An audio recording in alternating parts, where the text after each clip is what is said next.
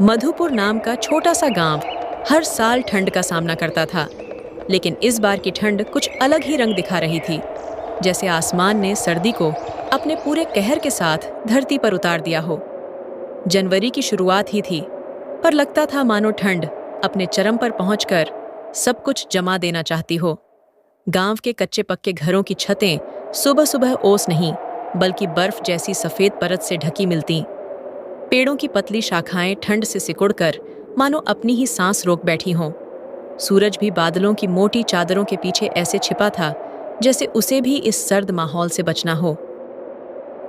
इसी सर्दी से जूझ रही एक ऐसी ही कहानी है बिरजू और उसके परिवार की।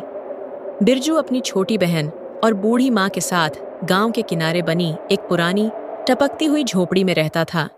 इस बार की कठोर ठंड ने मानो उनके जीवन पर कहर बनकर दस्तक दी थी। टूटी झोपड़ी की दीवारों से हवा की तेज सिसकियां भीतर घुसतीं और रातें तो मानो बर्फ से तराशी हुई लगतीं। भैया आज मत जाओ ना, आज तो ठंड जैसे काट रही है। तुम्हारे हाथ देखो कैसे कांप रहे हैं। गोपी, ठंड मुझे ही नहीं पूरे गांव को लग रही है, लेकिन सेठ को क्या? उसे तो बस दुकान खुलनी चाहिए।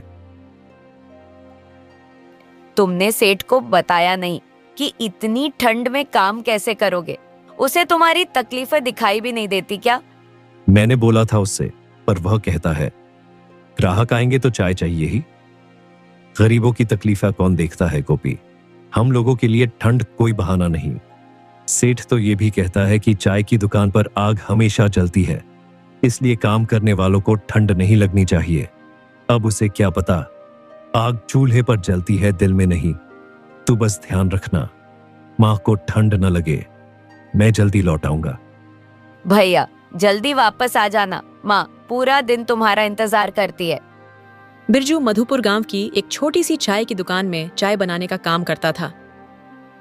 मेहनत बहुत होती, लेकिन मजदूरी इतनी कम कि बस किसी तरह परिवार का पेट भर पाता था। उसी थोड़ी सी कमाई पर उसकी बूढ़ी माँ और छोटी बहन का गुजारा चलता था।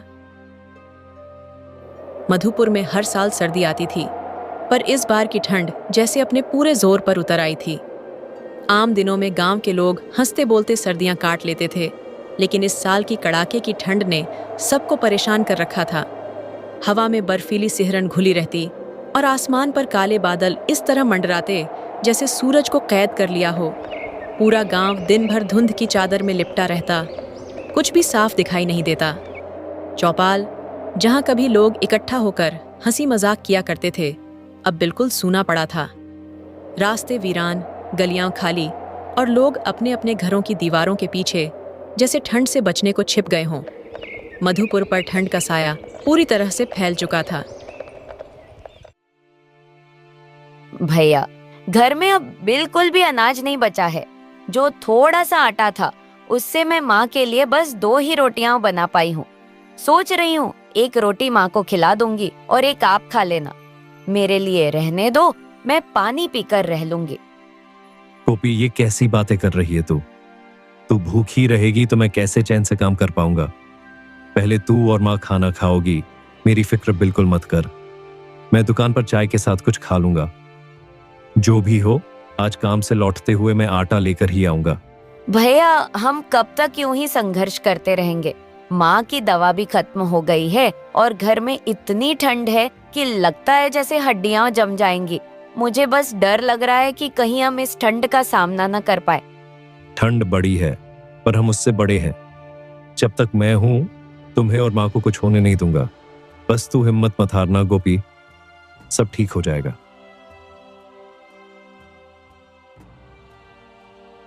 बिरजू घर से बाहर निकल रहा था, लेकिन बाहर जोड़ों की हवा चल रही थी और बर्फ के बड़े बड़े गोले गिर रहे थे। बिरजू के पास कोई भी स्वेटर नहीं था। हे राम, ये कैसी ठंड पड़ रही है, स्वेटर भी नहीं है और ऊपर से ये बर्फ की मार। पता नहीं आज दिन कैसे कटेगा, पर जाना तो पड़ेगा ही। घर में अनाज नहीं है। चल बिरजू, हिम्मत रख। फिर भी अपने आप को संभालता हुआ बिरजू सुबह 7 बजे ही दुकान के लिए निकल गया।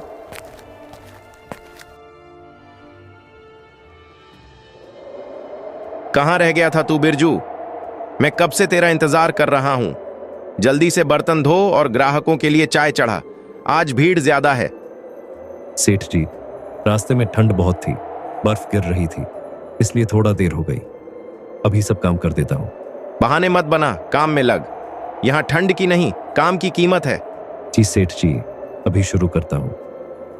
बर्फ जैसे ठंडे पानी में बर्तन धोना बिरजू के लिए बहुत ही मुश्किल था, लेकिन मजबूरी उसे यह सब करवाती थी।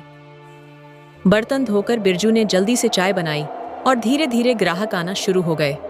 इतनी ठंड थी, बिरजू ठंड के मारे कांप रहा था। उसे चाय पीने का मन कर रहा था। हाय राम, हाथ तो बिल्कुल सुन्न हो गए हैं। ये बर्फ जैसा ठंडा पानी और ऊपर से इतनी तेज हवा, कब तक सहूंगा मैं? थोड़ा सा चाय ही पी लेता हूँ, शरीर में गर्मी आ जाएगी। क्या करूं, मजबूरी है, वरना तो यहाँ खड़ा भी नहीं रह पाऊंगा। बस एक घूंट ही सही, थोड़ी ताकत आ जाएगी। हाँ, उसने मलिक के हाथ में चाय की प्याली दी और खुद भी एक कप में चाय लेकर पीने लगा। बिरजू के हाथ में चाय के प्याले देख मलिक भड़क गया। अरे बिरजू, ये क्या देख रहा हूं मैं? तूने मेरी दुकान की चाय खुद पी ली? किसने कहा था तू चाय पिए? मालिक, गलती हो गई, बहुत ठंड थी, हाथ कांप रहे थे, बस थोड़ा सा पी लिया था ताकि काम ठीक से कर सकूं। आपका कोई नुकसान नहीं किया मैंने। तेरी आधी पगार काट लूंगा मैं। काम करने आया है या मस्ती करने? एक एक दाने को तरस रहा है घर, और यहां तू मालिक की चाय पी रहा है। ये हरकत दोबारा मत करना, समझा?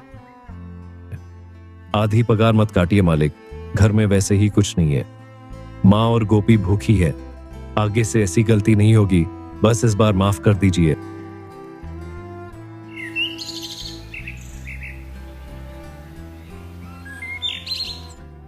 शाम को अमरचंद सेठ उसे आधी वेतन देता है। ले, यही तेरी आधी पगार है, और यही बहुत है तेरे जैसे नौकर के लिए।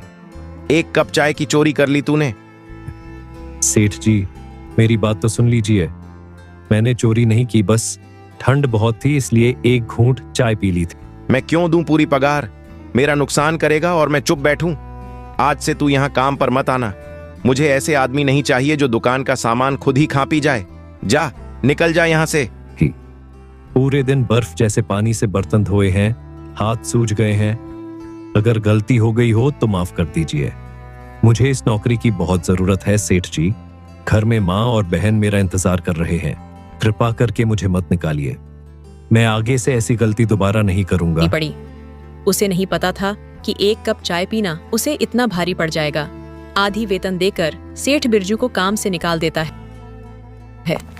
उन थोड़े से पैसों में से कुछ पैसे बचाकर बिरजू बाकी पैसों का राशन ले आता है।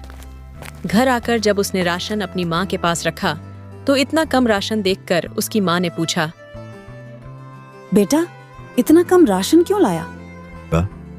माँ, माफ कर देना, मैं पूरी वेतन भी नहीं ला पाया। सेठ ने आधी पगार ही थमा दी और काम से भी निकाल दिया। जितने पैसे बचे थे उन्हीं से जितना बन पड़ा उतना राशन ले आया हूं। मैं जानता हूं ये कम है, पर मैं फिर काम ढूंढ लूंगा माँ। कोई बात नहीं, जितना है उसे ही बांट कर खाएंगे। तू परेशान मत हो।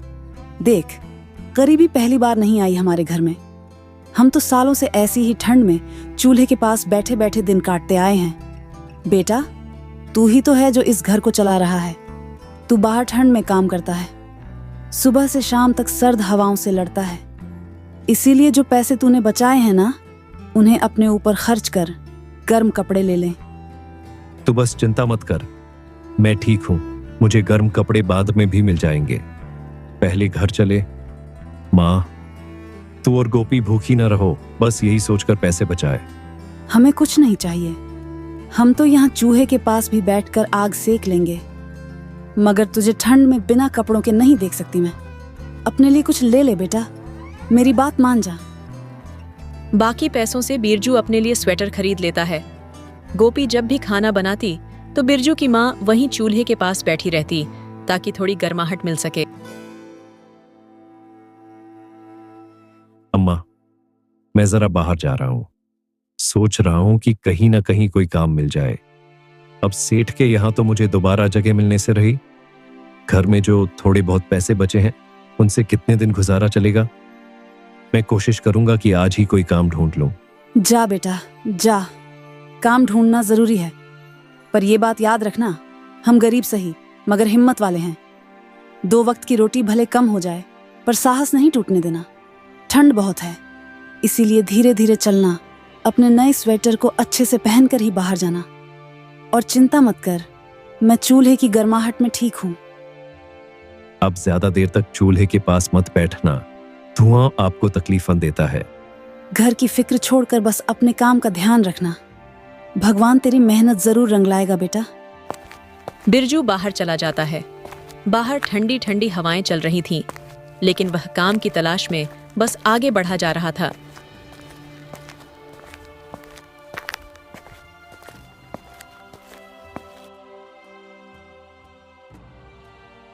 सेठ जी, बस थोड़े दिन के लिए ही काम दे दीजिए। जो भी मजदूरी देंगे मुझे मंजूर है। घर की हालत बहुत खराब है, माँ बूढ़ी है और बहन छोटी। मैं कोई भी काम कर लूंगा, बस मौका दे दीजिए। मैं ठंड में भी पूरे मन से काम करूंगा। काम? अरे भाई, अभी तो मेरे पास पहले से ही आदमी है, मुझे किसी नए की जरूरत नहीं है। और ऊपर से ये ठंड, लोग आते जाते ही नहीं, दुकान में कमाई भी ठीक से नहीं हो रही। तू कहीं और पूछ ले, यहाँ अभी जगह नहीं है। बिरजू काफी जगह काम ढूंढता है, मगर उसे कहीं काम नहीं मिलता। वह निराश होकर एक पेड़ के नीचे बैठ जाता है। हे भगवान, आज भी कहीं काम नहीं मिला। कितनी ठंड है, हाथ सुन्न हो गए हैं और पेट भी खाली है। मैं आखिर कब तक यूं ही भटकता रहूंगा? माँ और गोपी मेरा ही सहारा है। अगर मैं ही हार गया तो उनका क्या होगा? शायद मेहनत ही मेरी किस्मत है, लेकिन लगता है किस्मत भी आजकल मुझसे नाराज है। चल बिरजू, हिम्मत मत हार, थोड़ा और चलकर देखते हैं, शायद कहीं कोई काम मिल ही जाए। घर खाली हाथ लौटना तो बिल्कुल नहीं। बिरजू ये सब सोच ही रहा था कि तभी वहां एक बूढ़ी अम्मा आती है। बेटा जरा सुनो, मैं बड़ी मुश्किल से यहाँ तक आई हूँ। ये बोरा मेरे बस का नहीं रहा, क्या तुम इसे मेरे घर तक पहुंचा दोगे? अम्मा, आप चिंता मत करो, मैं ले चलता हूँ आपका बोरा। मैं अकेली हूँ, मेरा कोई नहीं। अगर तुम मदद कर दोगे तो भगवान तुम्हारा भला करेगा बेटा। ठंड तो बहुत है, पर आप अकेली इस बोझ को उठा रही हैं, ये देखकर मन नहीं मान रहा। मैं साथ चलता हूँ, जहां आपका घर है वहां पहुंचा दूंगा।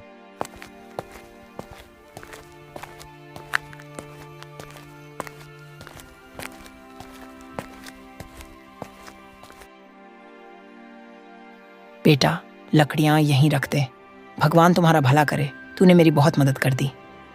सुन, मेरे पास एक गाय है। इस बुढ़ापे में अब मैं उसकी ठीक से देखभाल नहीं कर पाती। रोज रोज उसके लिए चारा लाना और उसे संभालना मेरे बस की बात नहीं रही।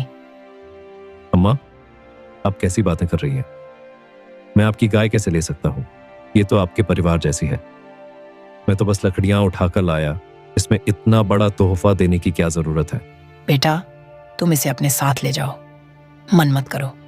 मैं जोर डाल रही हूँ, ये तुम्हारे काम आएगी और मैं जानती हूँ तुम अच्छे दिल के हो। इसे अपने घर ले जाओ बेटा, मुझे सुकून मिलेगा कि मेरी गाय अच्छे हाथों में है। लेकिन अगर आप सच में इसे संभाल नहीं पा रही और आपको लगता है कि मैं इसका ध्यान रख पाऊंगा, तो ठीक है अम्मा, जैसे आप कहें। मैं इसे ले जाऊंगा, पर सिर्फ इसलिए कि आप कह रही हैं और आपका मन भारी न रहे। इतना कहकर बिरजू रामप्यारी को लेकर अपने घर आ जाता है।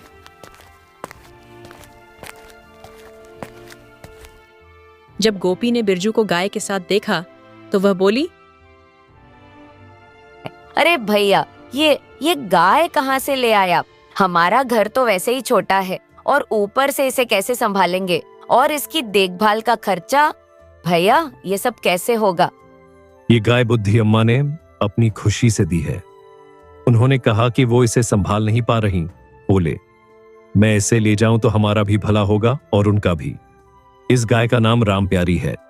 इसके होने से घर में दूध होगा, माँ को भी ताकत मिलेगी और शायद ऊपर वाला भी हमारी किस्मत खोल दे। तू बस इतना समझ कि ये हमारे लिए भगवान का भेजा हुआ सहारा है।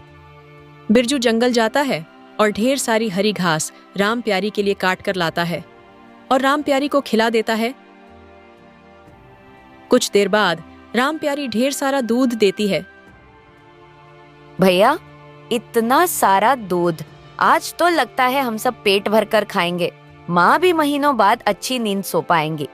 सच कहूँ तो आज पहली बार लग रहा है कि हमारी किस्मत हम पर मुस्कुरा दी है। भैया, राम प्यारी तो हमारे घर की लक्ष्मी निकल गई। हाँ गोपी, आज वाकई दिल को बड़ा सुकून मिला है। देख, राम प्यारी ने घर में रौनक ला दी। माँ के लिए दवा आएगी, तेरे लिए भी दूध बचेगा और अब कोई भूखा नहीं सोएगा। बस हमने मेहनत नहीं छोड़ी और भगवान ने हमारा साथ दे दिया। किस तरह बिरजू का परिवार राम प्यारी के दूध से अपना पेट भरता है और सो जाता है।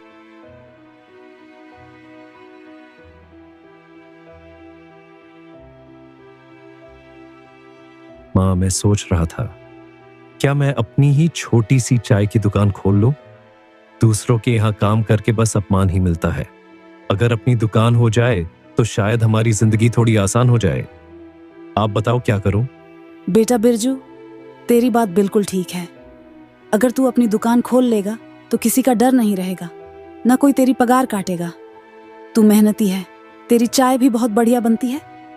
तू ऐसा कर, गांव के मुखिया से थोड़े पैसे उधार मांग ले। वो अच्छे आदमी हैं, तेरी मदद जरूर करेंगे। खुद का काम शुरू करेगा तो धीरे धीरे सब ठीक हो जाएगा। डर मत, मैं तेरे साथ हूं बेटा।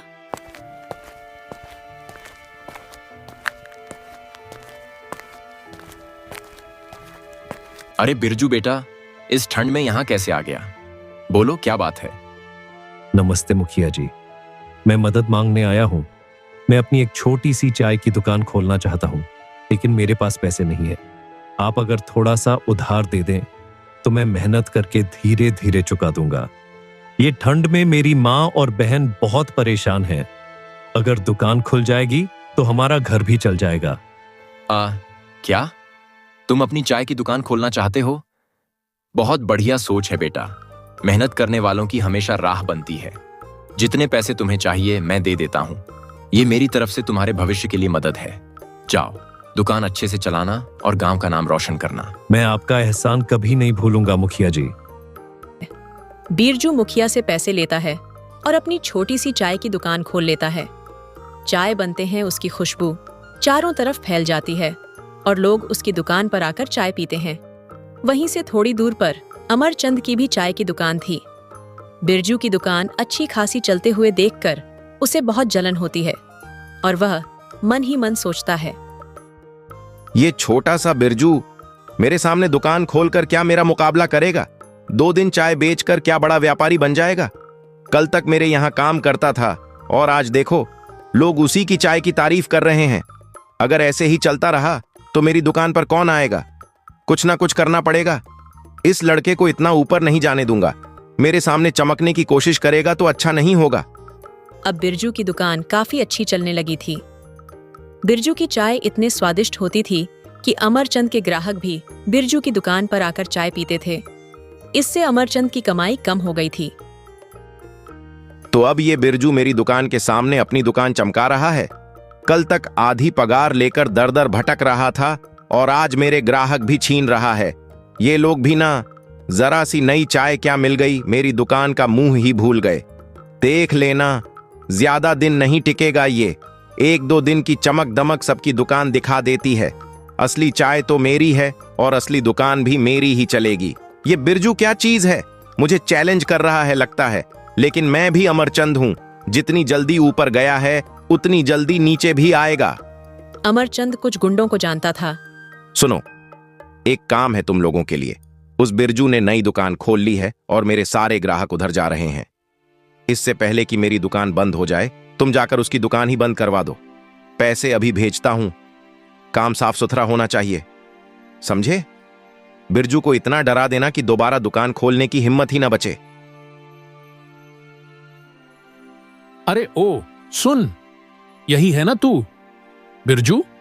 देख, हमें नाम मत पूछना, और ये भी मत पूछना किसने भेजा है। बस सीधी बात, आज से तेरी ये दुकान बंद रहेगी। भाई साहब, मैंने आपका क्या बिगाड़ा है? ये दुकान ही तो मेरे घर का सहारा है।